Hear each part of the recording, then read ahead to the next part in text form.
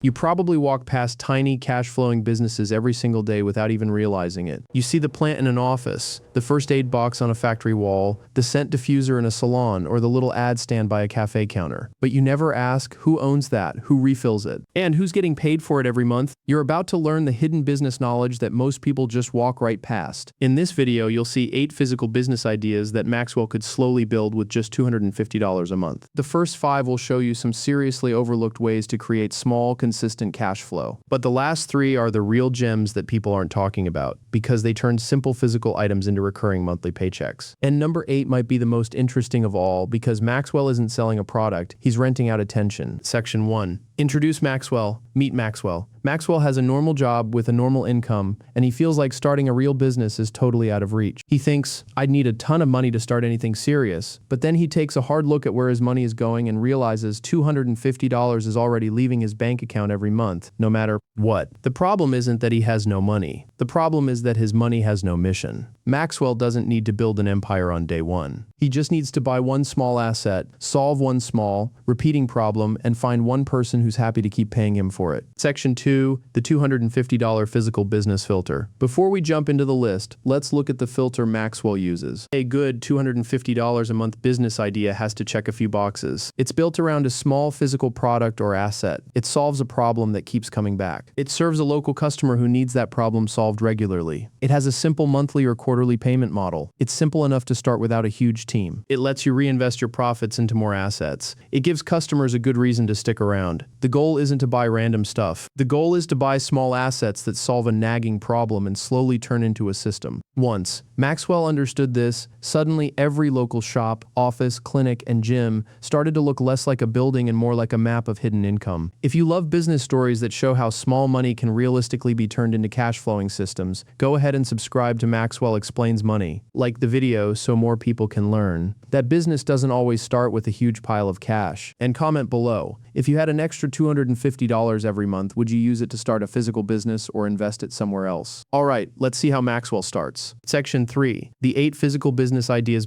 Business 1. Indoor plant rental for offices. What it is. Maxwell slowly buys nice indoor plants and rents them out to places like offices, cafes, salons, clinics, and waiting rooms. How $250 per month helps. That first $250 is enough for a few starter plants, nice pots, soil, and some basic marketing flyers to land his first couple of customers. Why customers pay. Businesses want their space to look fresh and inviting, but nobody wants to be in charge of watering, pruning, or replacing dead plants. How money comes in? A simple monthly fee for rental and maintenance. This sets up predictable, recurring revenue. Why it's overlooked. People see plants as just decoration. Maxwell sees them as a service contract. What to check? You'll need some basic plant care knowledge, a way to transport them, and to make sure local businesses actually want this. Main risk. Plants can die, customers might cancel, or moving them around could become a headache. Keyline. Maxwell isn't selling plants. He's selling a space that feels alive, without the customer having to do any of the work. Hypothetical example. If Maxwell spends $250 on his initial setup and gets 3 offices paying $30 per month each, that's $90 a month in recurring revenue. But some businesses don't just pay for things that look nice. They pay to get rid of a task that's surprisingly annoying. Business 2. Aquarium maintenance route. What it is. Maxwell offers to clean and maintain fish tanks for restaurants, doctors' offices, hotels, or even wealthy homeowners. How $250 per month helps. He uses the money for basic cleaning tools, water testing kits, and filter supplies. He can learn the ropes of aquarium care and start with just one local customer. Why customers pay. Aquariums look fantastic, but they require regular cleaning, water checks, and filter changes. Business owners love the look but hate the work. How money comes in. A monthly maintenance fee, which creates a very steady income stream. Why it's overlooked. Most people think of fish tanks as a hobby, but for a business owner, it's a high-maintenance liability. What to check. You've got to learn about water quality and fish health. It's also wise to get liability insurance, and while a special license isn't always needed, you must check your local regulations. Main risk. Fish can die, and mistakes can ruin your reputation fast. This business is built on trust. Keyline, to the customer, the aquarium is a beautiful decoration. To Maxwell, it's a stop on his monthly route. Hypothetical example. If Maxwell uses $250 for tools and lands, 2 restaurants at $50 per month for maintenance, that's $100 a month in recurring revenue.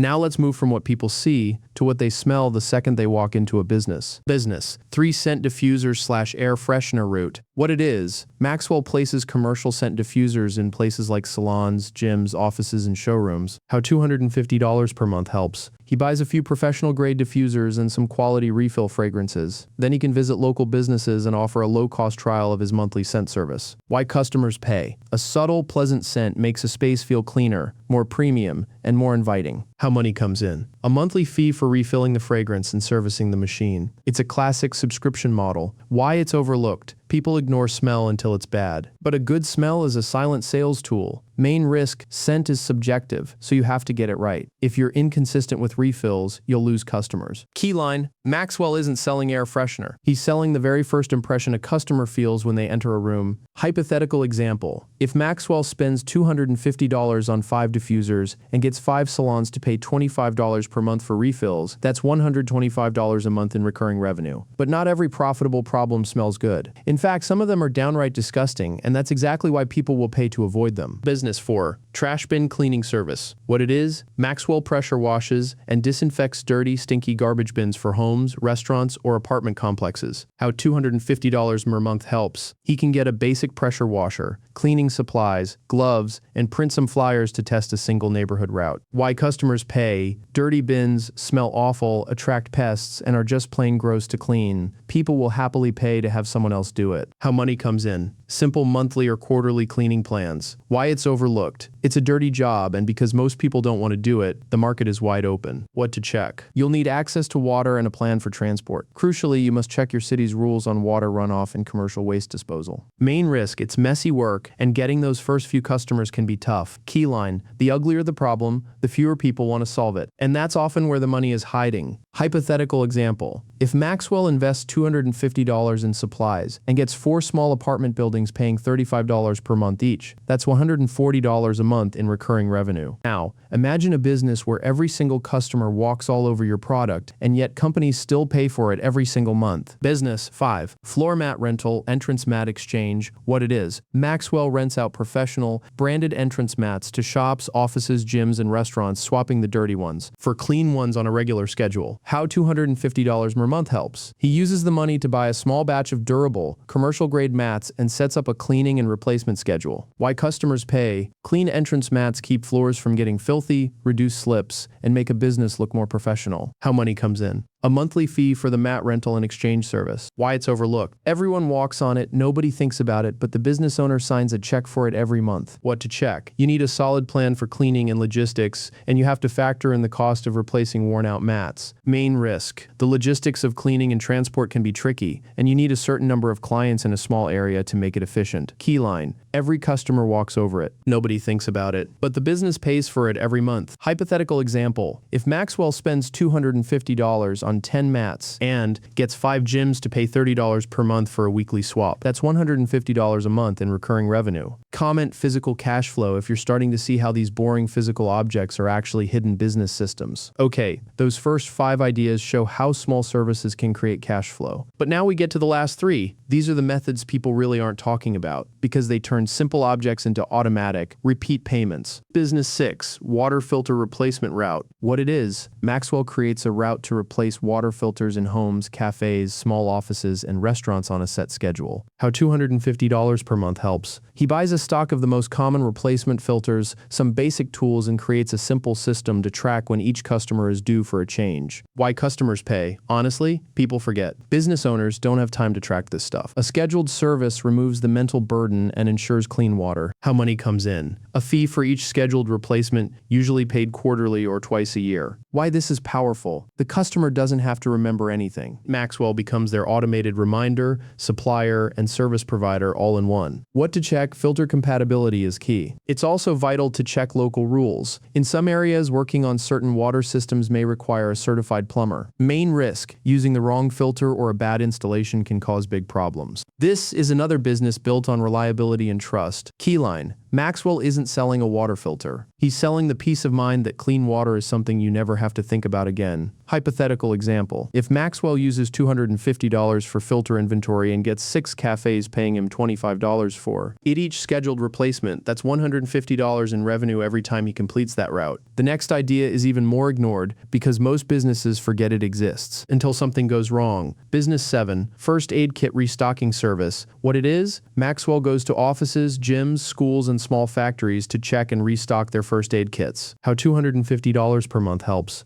He invests in a basic inventory of bandages, antiseptic wipes, and other first aid supplies. He creates checklists and simple service packages to offer small businesses. Why customers pay. To comply with workplace safety regulations like those from OSHA, businesses need to have stocked, unexpired first aid supplies. Most owners completely forget to check them. How money comes in. A monthly or quarterly inspection and restocking fee. Why this is powerful. It's a B2B service that's boring, important, repeatable, and based on trust. And regulations are on your side. What to check. You must get familiar with local workplace safety rules, like ANSI standards, as requirements vary by industry and location. Tracking expiration dates is non-negotiable. Main risk. Compliance is serious business. Using the wrong supplies or missing an expired item could have real consequences. It key line. Most businesses forget the first aid kit exists until the moment they desperately need it. Maxwell turns that forgotten box into a recurring service. Hypothetical example. If Maxwell spends $250 on inventory and gets 5 offices paying $40 per month for his service, that's $200 a month in recurring revenue.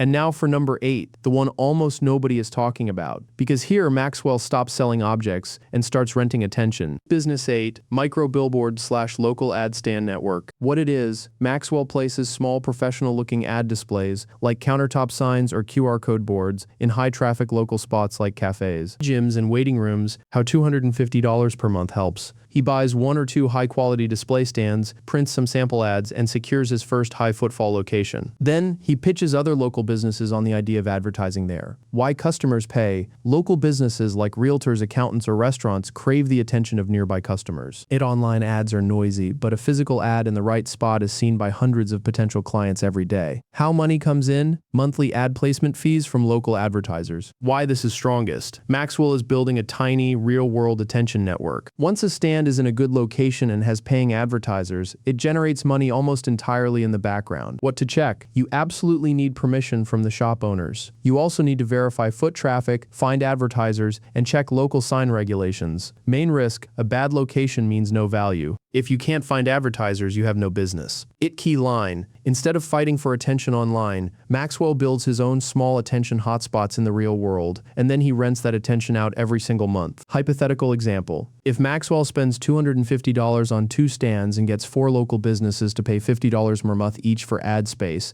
that's $200 a month in recurring revenue.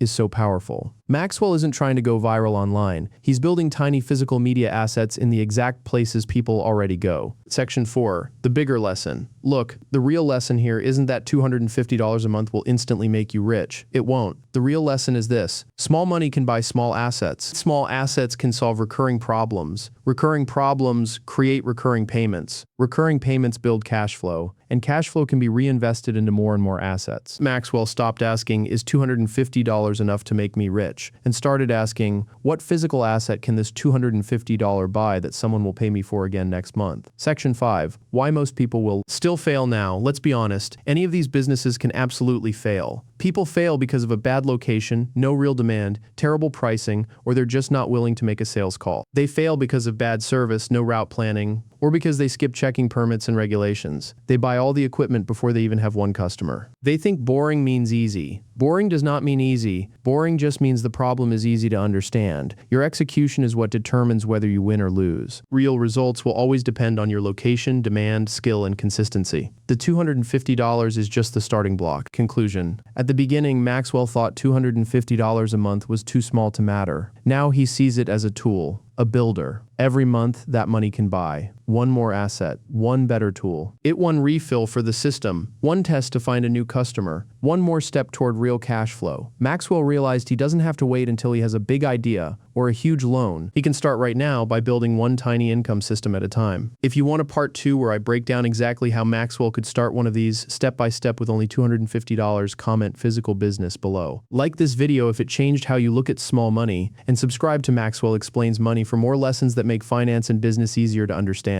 Because $250 a month might not build an empire overnight, but with patience, a system, and the right physical assets, it can become the first brick in a business that works for you, even when you're not.